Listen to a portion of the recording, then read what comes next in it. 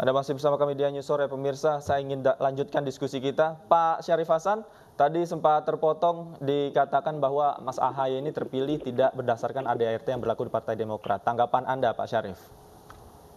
Jadi selamat sore para pendengar dari Indonesia. Saya ingin menanggapi tentang apa yang disampaikan oleh Saudara Maxo Pakua. Pertama, Saudara Maxo Pakua ini kan juga sahabat saya, ya. Cukup lama sama-sama di Partai Demokrat, dan tentunya kami saling tahu, ya.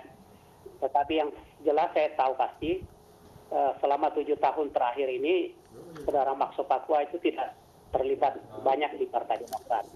Oke. Ya betul, sebagai salah satu pengurus, tetapi karena beliau tidak begitu banyak terlibat, dan saya tahu pasti ternyata bahwa beliau itu sudah pindah partai. Nah, kalau sudah pindah partai berarti memang secara gugur, secara otomatis sebenarnya beliau itu sudah tidak memiliki otoritas untuk berbicara tentang Partai Demokrat, karena orang yang sudah pindah partai itu otomatis keanggotaannya gugur. Nah, menyangkut apa yang disampaikan oleh Pak Maxo Pakua, karena yang bersangkutan tidak akhir-akhir ini selama 7 tahun terakhir tidak pernah terlibat langsung di kegiatan Partai Demokrat. Semua keputusan dan rapat-rapat yang dijalankan Partai Demokrat beliau tidak tahu. Saya katakan beliau tidak tahu. Apa yang disampaikan itu adalah asumsi. Karena apa? Penggantian apa yang terjadi. Jadi pada saat proses Kongres pemilihan AHY, Pak Max tidak ada di situ, Pak Syarif? Pak Max tidak tahu sama sekali tentang proses mulai dari pembentukan ADART. Kebetulan ADART itu yang ketuai saya. Saya yang mengkonsep, timnya saya. Jadi semua peraturan dan sistem dan prosedur pemilihan dalam rangka untuk melakukan kongres itu semuanya semuanya dilakukan dengan bagus. Baik. Mulai dari proses pendaftaran, proses pembuatan ADART dan sebagainya itu dilakukan dengan bagus. Bahkan AHY sendiri ikut mengikuti proses pendaftaran. Nah, jadi saya katakan apa yang disampaikan itu adalah asumsi dari Saudara Maxo Pakua, karena dia sama sekali tidak terlibat. Baik. Dia tidak tahu pasti. Apa yang kami lakukan dia tidak tahu. Kemudian asumsi mengatakan ada mandat, ada satu di tingkat bawah, itu juga asumsi. Karena apa saya katakan? Proses pemilihan AHY itu betul-betul berdasarkan aspirasi dari seluruh ketua-ketua DPD dan ketua-ketua DPC. Dan proses itu berjalan dengan transparan. Jadi sekali lagi tidak betul apa yang disampaikan oleh Saudara Max. Jadi 4 jam itu singkat karena semuanya sudah satu suara ya, Pak Syarif ya? Bagaimana? Kongres berlangsung singkat hanya 4 jam itu karena semuanya sebenarnya sudah satu suara. Karena begini, karena semua kader dan proses-proses yang dilakukan itu sudah cukup jelas, dan sudah secara aklamasi menginginkan AHY terpilih sebagai ketua umum yang baru, dan itu adalah aspirasi para kader. Jadi tidak ada sesuatu yang perlu dipertanyakan. Jadi apa yang disampaikan oleh Saudara Max itu adalah asumsi saja, halusinasi, ya kan? Oke, nah, baik. Jadi saya pikir beginilah, biar kami Partai Demokrat mengurus partai kami. Baik. Silahkan saudara-saudara yang ingin Pak Max, baik Pak Syarif, saya konfirmasi dulu ke Pak Max. Pak Max, Anda dibilang halu, mau bikin KLB pun dibilang halu, tanggapannya Pak Max? Justru Pak Syarif yang halu. Pak Syarif memang dari dulu seperti begitu. Dia boleh katakan bahwa saya keluar dari Partai Demokrat di partai lain. Partai lain itu belum jadi partai. Belum ada partai yang namanya partai yang saya masuki. Saya masih tetap, ya. Jadi jangan coba-coba Pak Syarif mengatakan hal-hal. Saya akan buka lebih panjang lagi. Bagaimana Pak Syarif dan lain-lain sebagainya. Pak Syarif memimpin sidang. Dan Pak Syarif mengatakan bahwa itu adalah hal-hal yang sudah dilakukan dibuat sedemikian rupa sehingga memenuhi persyaratan. Di mana persyaratan-persyaratan itu? Sumber-sumber yang lain mengatakan bahwa apa yang dilakukan itu tidak mengaspirasikan apa yang keinginan yang terdaftar dalam anggaran dasar dan anggaran rumah tangga. Pak Sarif boleh mengatakan bahwa Pak Sarif yang merubah anggaran dasar, anggaran rumah tangga. Anggaran dasar, anggaran rumah tangga itu boleh dirubah kalau kongresnya terbuka.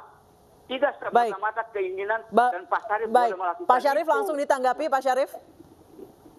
Ya, jadi inilah satu menggambarkan bahwa untuk melakukan kongres itu harus persiapan. Ada harus persiapan dilakukan dan menyangkut masalah ADART yang dibikin itu adalah semuanya dibicarakan di kongres. Semua kopi daripada ADART, konsep yang akan dilakukan pembahasan itu semua dibagikan. Jadi tidak ada yang harus dipertanyakan di sini. Baik. Ya. Baik. Saudara tidak hadir di situ. Tidak ada hal-hal, kita tidak hadir tapi kita tahu prosesnya. Makanya kalau prosesnya abal-abal maka kami tidak hadir, tidak masuk ke dalam.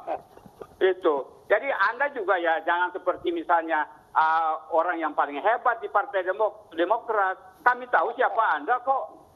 Ya. Jadi jangan suka sampai membawa bahwa kita tidak tahu. Di mana saya 7 tahun tidak aktif. Saya baru selesai sebagai anggota Majelis Tinggi ketika AHY membuat pengurus yang baru. Bagaimana Anda mengatakan bahwa saya sudah 7 tahun? Saya selesai ketika tidak dipilih lagi oleh AHY, ketika AHY menyusun pengurus yang baru. Jadi omong kosong Pak Sarif. Jangan Anda bullshit, membohongi publik dengan apa yang Anda lakukan gitu. Baik, Pak Max, Pak Syarif, saya ke Pak Firman terlebih dahulu. Ini Pak Firman sebagai penengah atau juri. Pak Firman, Anda melihatnya seperti apa? Haruskah permasalahan internal Partai Demokrat ini go internasional atau diketahui oleh publik, atau sebenarnya cukup ya masalah internal yang bisa diselesaikan di dalam internal partai saja? Iya, sebagai pemerhati partai politik dan sebagai bagian dari orang yang meyakini bahwa partai politik sangat dibutuhkan bagi penguatan demokrasi kita, ada satu keprihatinan ya melihat situasi yang ada di Partai Demokrat ini. Karena tentu saja banyak kalangan berharap bahwa partai-partai ini akan tumbuh subur, kuat, solid, agar dapat menjalankan fungsinya sebagai elemen terpenting dari demokrasi. Dan untuk itu memang ternyata tidak mudah. Beberapa keprihatinan yang bisa saya lihat di sini adalah pertama bahwa ada sebuah komunikasi yang sudah lama tidak berjalan dengan baik, yang kemudian menimbulkan ekses yang luar biasa, dan saya kira ini adalah merupakan puncak dari Pak Firman, ini karena AHY dianggap belum matang sebagai politisi atau karena kekecewaan kader senior, ujung-ujungnya Partai Demokrat jadi partai keluarga? Iya, sebetulnya untuk menguji seorang AHY memerlukan waktu ya. Tentu tidak mudah untuk menilai seseorang dengan waktu yang demikian cepat. Khawatirnya akan jatuh dari asumsi dan asumsi. Pak Habibie misalnya tentu saja orang sangat khawatir waktu itu akan sama dengan Soeharto. Tapi kenyataannya kan banyak terobosan yang kemudian dia lakukan. Di sisi lain saya kira ini memang satu kekhawatiran juga bagi pihak lain bahwa partai ini akan jauh dari partai yang modern di mana sistem bukan person yang berkuasa di situ. Jadi kekhawatiran-kekhawatiran ini sebetulnya punya niat baik gitu ya. Bahwa yang satu menyatakan beri kesempatan, dan bukti-bukti awal juga sebetulnya menopang asumsi bahwa AHY akan baik-baik saja.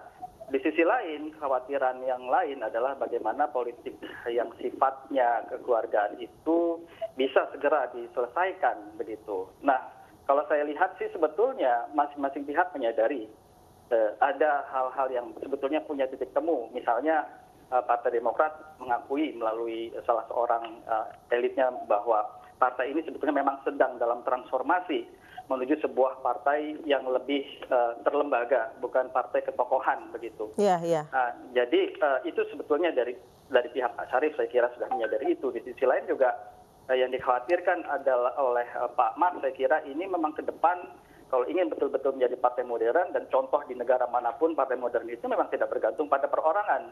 Karena efek negatif dari perorangan itu justru bisa destruktif juga untuk partai, begitu ya. Baik. Nah, sehingga saya kira ini sebaiknya kembali saja diselesaikan baik-baik, begitu ya. Toh ada juga titik temu di situ. Ketimbang nanti Partai Demokrat akan menjadi contoh yang excellent, di mana memang aturan itu kemudian bisa ditafsirkan secara bebas, gitu ya, untuk mewujudkan satu keinginan politik.